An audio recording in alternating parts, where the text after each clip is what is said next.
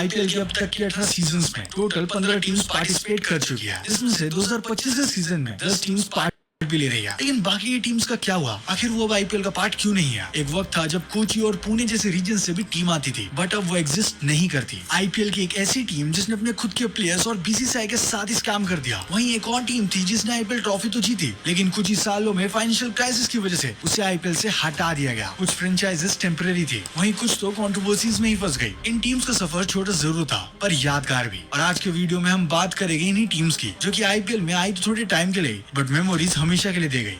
मैं यहाँ पर एक क्लियरिफिकेशन देना चाहता हूँ। आई नो गुजरात लायंस और राइजिंग पुणे सुपर जायंट्स की जो टीम थी वो एक्चुअली चेन्नई और राजस्थान के बैन पीरियड के टाइम पर रिप्लेसमेंट के तौर पर आई थी। एंड हमने उन्हें इस वीडियो में इसलिए इंक्लूड किया क्योंकि हम यहाँ पर उन टीम्स के बारे में बात कर रहे हैं जो कि अब नहीं खेलती। आई होप अब किसी को भी कोई कंफ्यूजन नहीं होगी। कल जब आईपीएल अपने इनिशियल सीजन में जबरदस्त सक्सेस हासिल कर रहा था, तब बीसीसीआई ने डिसीजन लिया कि वो अब लीग को और एक्सपैंड करेंगे। एंड फिर होता है 2010 का ऑक्शन और दो नई टीम्स की एंट्री फिक्स हो गई, जिसमें पहला नाम था पुणे वॉरियर्स इंडिया का। ये वो फ्रेंचाइज थी जो कि पुणे सिटी को रिप्रेजेंट करती थी। ये मुंबई इंडियंस के बाद आईपीएल में महाराष्ट्र से दूसरी टीम थी। 21 मार्च 2010 को पुणे वॉरियर्स इंडिया की आईपीएल में एंट्री कंफर्म हो गई थी। 2011 के आईपीएल सीजन से पहले सहारा एडवेंचर स्पोर्ट्स लिमिटेड ने इस फ्रेंचाइज को 17.02 बिलियन रुपीस यानी कि $317 मिलियन में खरीदा था, जो कि उस वक्त तक आईपीएल हिस्ट्री का हाईएस्ट बिड था। सहारा ग्रुप के साथ वीडियोकॉन ग्रुप ने भी इसके लिए बिड किया था, लेकिन वो अनसक्सेसफुल रहे। इनिशियली इस टीम का नेम सहारा पुणे वॉरियर्स रखा जा रहा था, लेकिन बीसीसीआई के आईपीएल रूल्स के मुताबिक किसी भी कॉर्पोरेट एंटिटी का नाम डायरेक्टली टीम ब्रांडिंग में इंक्लूड नहीं हो सकता। इसी वजह से इस टीम का official name Pune warriors India रखा गया। 2011 के आईपीएल सीजन के लिए एक नई टीम होने के नाते पुणे वॉरियर्स इंडिया ने ऑक्शन में अग्रेसिवली बिड किया और युवराज सिंह, रॉबिन उथप्पा, आशीष नेहरा, ग्रेम स्मिथ जैसे टॉप प्लेयर्स को साइन किया और इसी के साथ उन्होंने युवराज सिंह को अपनी टीम का कैप्टन बनाया। एंड फिर फाइनली वो सीजन शुरू होता है, जिसमें इस टीम ने एक शानदार शुरुआत दी, पहले के 2 मैचेस जीतकर। लेकिन उसके बाद उनकी परफॉर्मेंस गिरती गई और पूरे सीजन में वो सिर्फ 4 matches he Jeet pi and एक मैच रेन की वजह से अबैंडन हो गया। इस तरह 9 पॉइंट्स के साथ उनके 9th पोजीशन पर फिनिश करने के बाद ये क्लियर हो गया था कि उनका ये डेब्यू सीजन काफी डिसअपॉइंटिंग था। इसी सीजन में एक और बड़ा मोमेंट आया था जब सौरव गांगुली, जो कि 2011 के ऑक्शन में अनसोल्ड रहे थे, उन्हें मिड सीजन में पुणे वॉरियर्स इंडिया ने आशीष नेहरा की इंजरी रिप्लेसमेंट के तौर पर साइन कर लिया। ये उनका आईपीएल में एक तरह का कमबैक था, जो कि उनके फैंस के लिए काफी एक्साइटिंग मोमेंट रहा, बट वो भी पुणे की हालत को नहीं बदल पाए। फिर 2012 के आईपीएल ऑक्शन के सिर्फ कुछ घंटों पहले ही सहारा ग्रुप ने बीसीसीआई से अपने फाइनेंशियल डिस्प्यूट्स के चलते पुणे वॉरियर्स इंडिया को आईपीएल से विड्रॉ कर दिया। Yes, you heard it right. सिर्फ कुछ घंटों पहले उन्होंने अपनी टीम को इस लीग से बाहर कर दिया। उनका कहना था कि उन्होंने फ्रेंचाइज के लिए ज्यादा बेट इस असम्पशन से किया था कि आईपीएल सीजन में टोटल 94 मैचेस हो गए, लेकिन बीसीसीआई ने मैचेस 74 कर दिए, जिस वजह से फ्रेंचाइज फी रिड्यूस करने की डिमांड की गई। इसके अलावा पुणे के मेन प्लेयर युवराज सिंह भी अपने कैंसर ट्रीटमेंट की वजह से पूरे सीजन को मिस करने वाले थे और इसकी वजह से युवराज सिंह के एब्सेंस के रिप्लेसमेंट फंड पर भी दोनों के बीच कॉन्फ्लिक्ट रहा। हालांकि फिर बीसीसीआई और सहारा ग्रुप के बीच हुई नेगोशिएशन के बाद पुणे वॉरियर्स इंडिया आईपीएल 2012 के लिए वापस आ गए, लेकिन ये कॉन्फ्लिक्ट्स उनके आईपीएल फ्यूचर पर हमेशा सवाल खड़े करते रहे। जैसे कि आईपीएल ऑलमोस्ट एंड में आ चुका है एंड प्लेऑफ्स भी स्टार्ट होने वाले हैं और अभी तक इस सीजन में ऑक्शन बॉयकॉट करने के बावजूद पुणे वॉरियर्स इंडिया ने Marlon Samuels, Luke Wright, Steve Smith, Tamim Iqbal और माइकल क्लार्क जैसे बड़े इंटरनेशनल प्लेयर्स को साइन किया। युवराज सिंह की नॉन अवेलेबिलिटी की वजह से सौरव गांगुली को टीम का कैप्टन बनाया गया। एनीवे, उन्होंने इस साल कोचिंग स्टाफ में भी चेंजेस किए, जिसमें उन्होंने एलन डॉर्नल्ड को बॉलिंग कोच बनाया और प्रवीण आमरे को बैटिंग कोच। स्टार्ट होता है 2012 का सीजन, जिसने इस टीम ने पिछले सीजन की तरह स्टार्टिंग के 2 मैचेस में जीत हासिल करी, मुंबई इंडियंस और किंग्स 11 पंजाब को हराकर। लेकिन 2011 के सीजन की तरह वो अपना मोमेंटम कंटिन्यू नहीं रख पाए। इस पूरे सीजन में भी वो सिर्फ 4 मैचेस ही जीत पाए, जिसमें उन्होंने चेन्नई और दिल्ली के अगेंस्ट भी जीत हासिल करी। गांगुली को बीच सीजन में कैप्टनसी से हटा दिया गया और उन्हें मेंटोर के रूप में रिटेन किया गया। ये डिसीजन लेटर रिवर्स भी हुआ और वो वापस से कैप्टन बन गए थे, लेकिन ये डिसीजन काफी लेट हो गया क्योंकि तब तक ये टीम प्लेऑफ्स की रेस से लगभग बाहर हो चुकी थी। एंड इवन इसके बाद सौरव गांगुली ने आरसीबी के अगेंस्ट अपने होम गेम में खुद को स्क्वाड से ड्रॉप भी कर लिया था, जब उस मैच में स्टीव स्मिथ कैप्टन बने। बट फिर भी पुणे की ये टीम 35 रन से उस मैच को हार गई और इस तरह इस सीजन पुणे 4 विन्स और 12 लूजेस के साथ लास्ट प्लेस पर फिनिश कर दिया। फिर 2013 के आईपीएल से पहले गांगुली ने अक्टूबर 2012 में रिटायरमेंट अनाउंस किया, जो कि फ्रेंचाइज के लिए एक बहुत बड़ा सेटबैक था क्योंकि उनकी फ्रेंचाइज को एक बार फिर सब नया कैप्टन चाहिए था। ऑक्शन में टीम ने माइकल क्लार्क, अजिंता मेंडिस, कीन रिचर्डसन और रॉस टेलर जैसे नए बड़े प्लेयर्स को ऐड किया। युवराज सिंह भी अपनी कैंसर रिकवरी के बाद टीम में वापस आते हैं, बट दूसरी तरफ माइकल क्लार्क इंजरी की वजह से पूरे सीजन को मिस कर गए। उनके रिप्लेसमेंट के तौर पर एरन फिंच को साइन किया गया और एंजेलो मैथ्यूज को इस सीजन के लिए कैप्टन अपॉइंट किया गया। लेकिन 2013 का ये सीजन भी पुणे वॉरियर्स इंडिया के लिए पिछले 2 सीजन की तरह नाइटमेयर साबित हुआ। टीम का परफॉर्मेंस 2012 का रिपीट लगा। 16 मैचेस में सिर्फ 4 विंस और 8 पोजीशन पर फिनिश। इस टीम ने राजस्थान रॉयल्स, सीएसके, केकेआर और दिल्ली डेयरडेविल्स के खिलाफ जीत जरूर हासिल करी, लेकिन इसके अलावा क्रिस गेल की वो 170 रन की हिस्टोरिक इनिंग और फिर उसी मैच में आरसीबी के वो 263 रन का रिकॉर्ड इसी टीम के अगेंस्ट बना था, जिसे सालों तक हिस्ट्री में उनके खराब परफॉर्मेंस के लिए याद किया जाता है। एंड इस सीजन में भी सबसे ज्यादा दिक्कत टीम की कैप्टनसी चेंजेस में थी। आज एंजेलो मैथ्यूज को 20 सीजन में हटा दिया गया, फिर रॉस टेलर कैप्टन बने और फिर उन्हें भी रिप्लेस करके एरन फिंच को कैप्टन बना दिया गया। एक आईपीएल सीजन में 3 कैप्टन यूज करने वाली ये पहली आईपीएल टीम थी जो उनकी इंस्टेबिलिटी और प्लानिंग की कमी को दिखाता है। फिर 21 मई 2013 को अपने आईपीएल कैंपेन को फिनिश करने के सिर्फ 2 दिन बाद पुणे वॉरियर्स इंडिया को एक और बड़ी सेटबैक मिली। सारा ग्रुप ने आईपीएल से ऑफिशियली विड्रॉ कर लिया। इसका रीजन ये था कि बीसीसीआई ने टीम का बैंक गारंटी एनकैश कर लिया था, क्योंकि सहारा ग्रुप ने पूरा फ्रेंचाइज फी टाइम पर क्लियर नहीं किया था। एंड कुछ बीसीसीआई सोर्सेज के मुताबिक जनवरी 2013 में सहारा ग्रुप ने सिर्फ 20% फी पे करी थी और बाकी का रिमेनिंग अमाउंट 19 मई तक क्लियर होना था, जो कि वो नहीं कर पाए। लेकिन सहारा ने इसके लिए बीसीसीआई को जिम्मेदार ठहराया। उनका कहना था कि आईपीएल के टोटल मैचेस को 94 से 74 कर दिया गया, जिससे फ्रेंचाइज फी रिड्यूस करने की उनकी डिमांड थी। सहारा ग्रुप काफी डिसअपॉइंट हो चुका था बीसीसीआई के इस एटीट्यूड से और इस डिसीजन को फाइनल माना। उनका कहना था कि अब चाहे पूरा फ्रेंचाइज फी भी वेव कर दिया जाए, तभी वो आईपीएल में वापस नहीं आएंगे। एक कंट्रोवर्सी और बढ़ गई जब सहारा ग्रुप के चेयरमैन सुब्रत रॉय ने मीडिया में आकर direct BCCI president N Srinivasan पर बायस होने का इल्जाम लगाया। But at the end 26 October 2013 को बीसीसीआई ने ऑफिशियली पुणे वॉरियर्स इंडिया के साथ अपने अग्रीमेंट को टर्मिनेट कर दिया और इस तरह आईपीएल की फ्रेंचाइज सिर्फ 3 साल में खत्म हो गई, जहां उन्होंने इन 3 सीजन्स के अंदर 46 मैचेस खेले, जिसमें वो केवल 12 मैचेस ही जीत पाए एंड उनका विन परसेंटेज सिर्फ 26.08 का ही रहा। अब पुणे वॉरियर्स इंडिया के साथ जो दूसरी टीम आईपीएल 2011 के एक्सपेंशन में ऐड हुई थी, वो थी कोची टस्कर्स केरला। ये फ्रेंचाइज रेंडेवू स्पोर्ट्स वर्ल्ड की ओनरशिप में थी और पुणे से भी कम सिर्फ एक ही सीजन के लिए हिस्सा रही। आईपीएल एक्सपेंशन के लिए 22 मार्च 2010 को ऑक्शन हुआ था, जिसमें 12 सिटीज कम्पीट कर रही थी। कोची की टीम का फ्रेंचाइज 1533 करोड़ रुपीस में बिका। इंटरेस्टिंगली इन नई टीम्स की टोटल बिडिंग आईपीएल की पहली 8 टीम की कंबाइंड प्राइस से ज्यादा थी, which actually tells कि आईपीएल सिर्फ 2 साल में कितना ग्रो हो चुका था। पर शुरुआत से ही कोची टस्कर्स केरला की कहानी कंट्रोवर्सी से भरी रही। पहले टीम नेम इंडी कमांडोज अनाउंस किया गया, जो कि फैंस को बिल्कुल पसंद नहीं आया। हर जगह से बैकलैश मिलने के बाद टीम का नाम बदलकर फाइनली कोची टस्कर्स केरला रखा गया। इसके अलावा केरला में हाई एंटरटेनमेंट टैक्स होने की वजह से ये फ्रेंचाइज अहमदाबाद शिफ्ट होने का भी सोच रही थी, बट टैक्स रिलैक्सेशन के बाद ये प्लान ड्रॉप कर दिया गया। कोची टस्कर्स केरला ने सिर्फ 2011 का आईपीएल खेला, लेकिन टीम के अंदर उस सीजन भी बड़े नाम शामिल थे। इस टीम के कैप्टन थे महिला जयवर्धने और उनका साथ देने के लिए Brendon McCullum, Ravindra Jadeja, Brad Hodge, Muthiah Muralitharan, RP Singh जैसे बड़े स्टार प्लेयर्स भी थे। अपने डेब्यू सीजन में कोची की ये टीम 14 मैचेस खेलती है, जिसमें से वो केवल 6 ही जीत पाती है और 8 हार जाती है and eight the end of the group stage वो 8th रैंक पर फिनिश करती है। उन्होंने एक नई टीम के रूप में कुछ बड़ी टीम्स को हराकर जरूर सरप्राइज किया था। सबसे यादगार जीत मुंबई इंडियंस के अगेंस्ट आई थी, जिसमें ब्रेंडम मैकेलम ने एक्सप्लोसिव बैटिंग करी थी। कोइंसिडेंटली वो वही मैच था जहां आईपीएल में सचिन तेंदुलकर ने अपनी इकलौती 100 बनाई थी। इसके अलावा कोची ने राजस्थान रॉयल्स के अगेंस्ट भी एक जबरदस्त मैच जीता था, जिसमें ब्रैड हॉज ने मैच विनिंग बॉलिंग करी थी। लेकिन इस फ्रेंचाइज के अंदर ही ओनरशिप डिस्प्यूट्स चल रहे थे और इसी वजह से ये टीम आईपीएल 2012 से पहले टर्मिनेट हो गई। बीसीसीआई का कहना यह था कि कोची ओनर्स ने फ्रेंचाइज फी का 10% बैंक गारंटी जमा नहीं किया था, even after multiple reminders. And eventually 19 सितंबर 2011 को बीसीसीआई ने ऑफिशियली अनाउंस किया कि कोची टस्कर्स केरला आईपीएल से बाहर हो चुकी है। टीम के प्लेयर्स को 2012 के आईपीएल ऑक्शन में डाल दिया गया, लेकिन जिन प्लेयर्स को नई टीम्स नहीं मिल पाई, उनका पेमेंट कोची की बैंक गारंटी से कवर किया गया। बाद में फ्रेंचाइज ने टर्मिनेशन को लेकर बीसीसीआई के ऊपर केस कर दिया और 2015 में कोर्ट ने कोची के फेवर में फैसला सुनाते हुए बीसीसीआई को 550 करोड़ का कंपेंसेशन देने का ऑर्डर दिया। ईएसपीएन के अकॉर्डिंग फ्रेंचाइज ने कंपेंसेशन की जगह बीसीसीआई से आईपीएल में वापस आने की भी रिक्वेस्ट करी, पर वो रिक्वेस्ट कभी एक्सेप्ट नहीं हुई and they were given the compensation as of court order. बहुत सालों तक इस पर कोई डिस्कशन नहीं हुआ, लेकिन श्रीसंत ने कुछ टाइम पहले द रणवीर शो में एक शॉकिंग रिवोल्यूशन किया। उन्होंने बताया कि So you're not paid from that phase? No,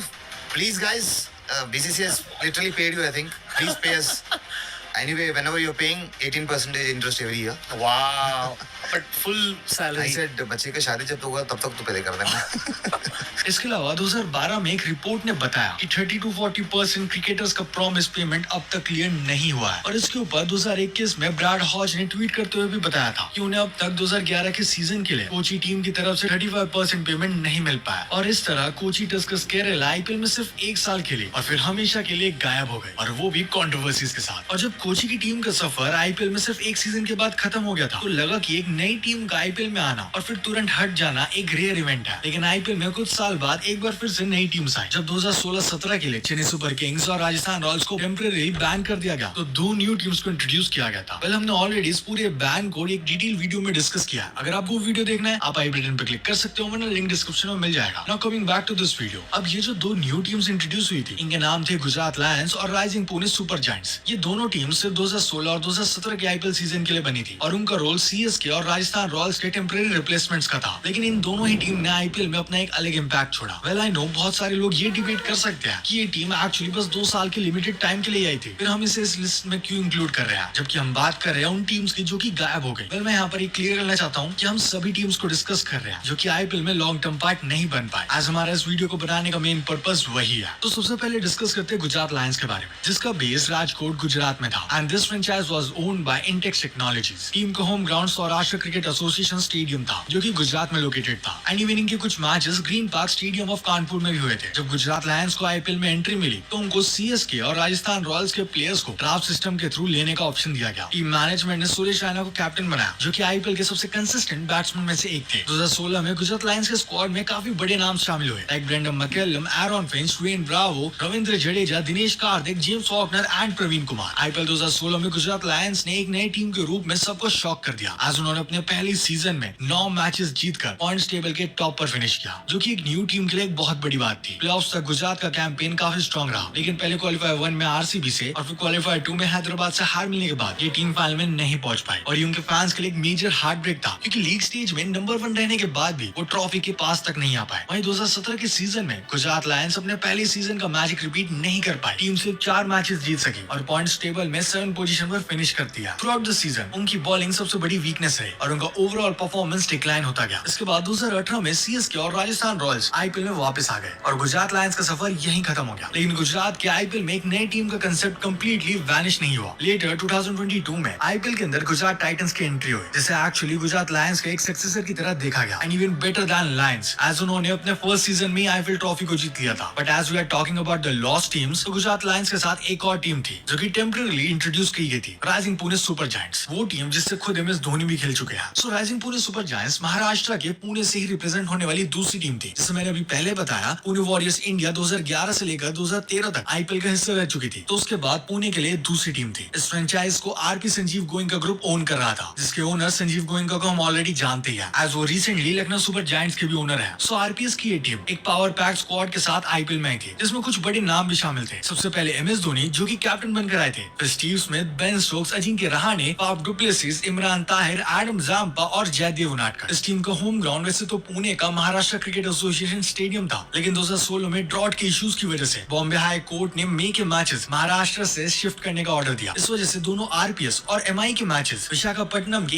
ACA वीडीसीए stadium में ऑर्गेनाइज हुए थे, वो भी एज अ होम ग्राउंड। 2016 का आईपीएल आरपीएस के लिए एक नाइटमेयर से कम नहीं था। पहले मैच में मुंबई इंडियंस को उन्होंने 9 विकेट से तो हराया, जिसके बाद सबको यही लग रहा था कि ये टीम जरूर धमाका करेगी, लेकिन अगले 4 मैचेस वो हार जाते हैं और उनका पूरा ही सीजन डाउनहिल चला गया। और इस बैड फेज में इंजरीज ने भी टीम को रेगुलर प्रॉब्लम दी। खराब सीजन के बावजूद भी इस सीजन में एक मोमेंट था जो फैंस कभी नहीं भूलेंगे और वो था एमएस धोनी का लास्ट ओवर फिनिश, वो भी पंजाब के अगेंस्ट, जब पुणे को लास्ट ओवर में 23 रन चाहिए थे और बॉलिंग कर रहे थे अक्षर पटेल। ये मैच ऐसी सिचुएशन में आ गया था कि लास्ट 2 बॉल्स पर 12 रन चाहिए थे और स्ट्राइक पर थे MS Dhoni and MS Dhoni ने 2 बॉल पर 2 सिक्सेस मार दिए। मगर ओवरऑल 2016 में आरपीएस की टीम सिर्फ 5 match he Jeet pi and उस सीजन ये 7 पोजीशन पर फिनिश कर दिया। देन 2017 में इस टीम का पूरा सेटअप बदल गया। गोइंका एंड मैनेजमेंट ने एमएस धोनी को कैप्टनसी से रिमूव करके स्टीव स्मिथ को कैप्टन अपॉइंट किया। वहीं प्लेयर्स में बेन स्टोक्स 14.5 करोड़ में आए और इमरान ताहिर एक गेम चेंजर साबित हुए। इस सीजन उनकी शुरुआत थोड़ी शेकी रही, बट फर्स्ट 4 मैचेस के बाद उन्होंने अगले 8 मैचेस में 7 जीतकर प्लेऑफ्स में अपनी जगह पक्की कर ली थी। क्वालीफायर 1 मैच में धोनी का विंटेज फिनिशिंग टच दिखा। उसके अलावा अजिंक्य रहाणे, मनोज तिवारी, शार्दुल ठाकुर और वॉशिंगटन सुंदर के कंट्रीब्यूशन की हेल्प से मुंबई इंडियंस के against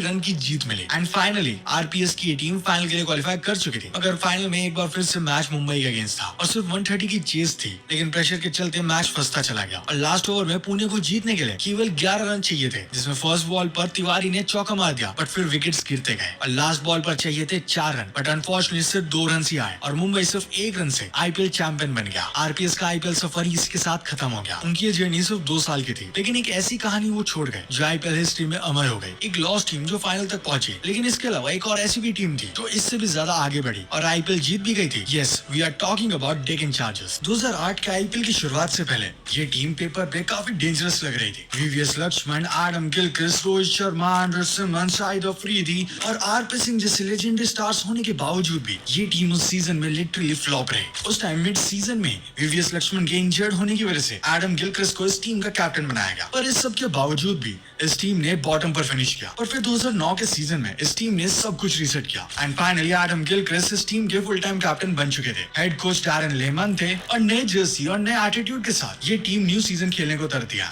Adam Gilchrist, Rohit Sharma, RP Singh और ओजे के परफॉर्मेंसेस ने आरसीबी को फाइनल में हराकर फाइनली डेक्कन चार्जर्स को चैंपियन बना दिया। ऑल्दो काफी लोगों ने इस जीत को एक फ्लूक कहा एंड इवन हमने भी इस बारे में एक वीडियो बनाई है जिसमें हमने डेक्कन चार्जर्स की जर्नी को डिस्कस किया। अगर आपको वीडियो देखना है आप आई बटन पर क्लिक कर सकते हो, वरना लिंक डिस्क्रिप्शन में मिल जाएगा। अब अगले कुछ सीजन में इस टीम का फॉर्म काफी मिक्स रहा। 2010 में प्लेऑफ्स तक पहुंचे पर ये टीम फाइनल तक जगह नहीं बना पाई और फिर साल 2011 में जब मेगा ऑक्शन होने वाला था इस टीम ने लिटरली किसी को भी रिटेन नहीं किया। Adam Gilchrist, Rohit Sharma, Symonds जैसे मैच विनर प्लेयर होने के बावजूद भी इस टीम ने उन सबको रिलीज कर दिया और फिर इस टीम में आए नए players like Dale Steyn, Kumar Sangakkara, JP Duminy, Shikhar Dhawan, पर फिर भी टीम ने बैलेंस को काफी लैक किया और इनकंसिस्टेंट फॉर्म की वजह से इस टीम ने उस सीजन 7th पोजीशन पर फिनिश किया। फिर 2012 के सीजन में शिखर धवन, डेल स्टेन और कैमरन वाइट के काफी अच्छे एफर्ट्स होने के बावजूद भी ये टीम पुअर बॉलिंग और फील्डिंग की वजह से 8th पोजीशन पर फिनिश कर दिया और 2009 की आईपीएल ट्रॉफी जीतने वाली डेक्कन चार्जर्स का चैप्टर केवल 3 साल के बाद ही बंद होने जा रहा था। एक्चुअली टीम के ओनर्स